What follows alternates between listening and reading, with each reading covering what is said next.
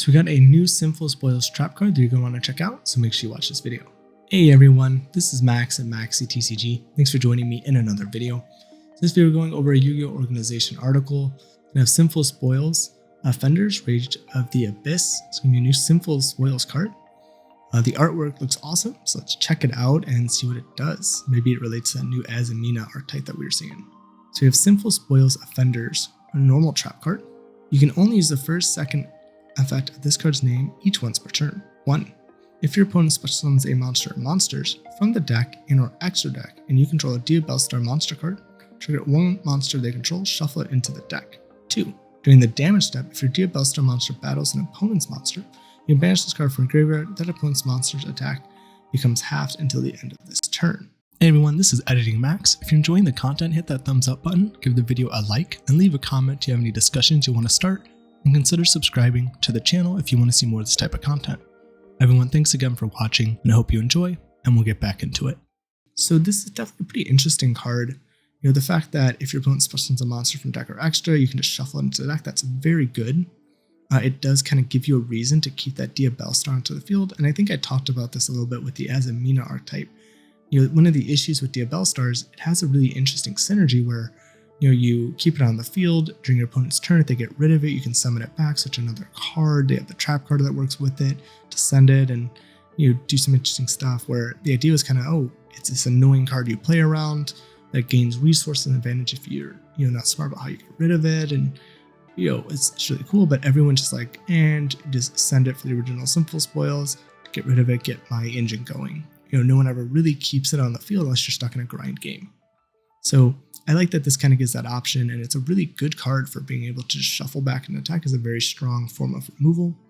And it works on monsters as well, so they summon multiple in one summon from like a, you know, Flameburst Dragon or something. You shuffle those both into that deck, which, you know, they can still get follow up in other plays, but still pretty good.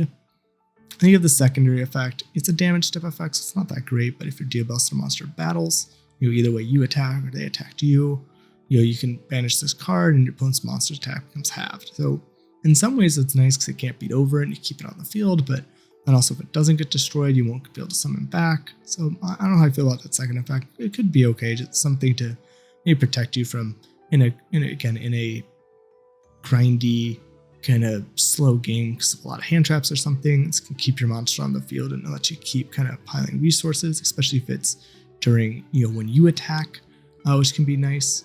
You know, that way you can keep it on the field for your opponent to have to destroy and let you get more resources. So it definitely seems like a pretty solid card if you're planning to keep Diabellstar on the field. So I definitely could see this being played as a one of, especially in a deck focused around it. You know, like maybe the Azamina deck or something, but not trying to use it, you know, just for its engine purpose.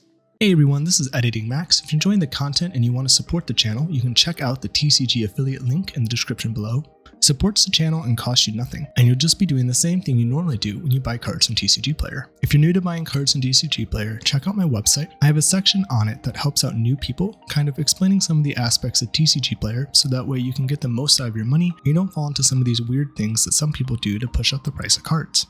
If you want to become a patron on the channel, check out my Patreon. It's another way you can help support the channel. We have different perks you can check out, like a lot of archetype proxies you see on the screen. Every week, I put a new one out that everyone on the channel can vote on YouTube, and then these go to Patreon for you to print out. You can also join for early access. Some videos will be one-day early access, others that are in a longer series could be weeks out in advance, and you can get the entire thing at once, while everyone on YouTube has to wait week by week for all the videos to come out.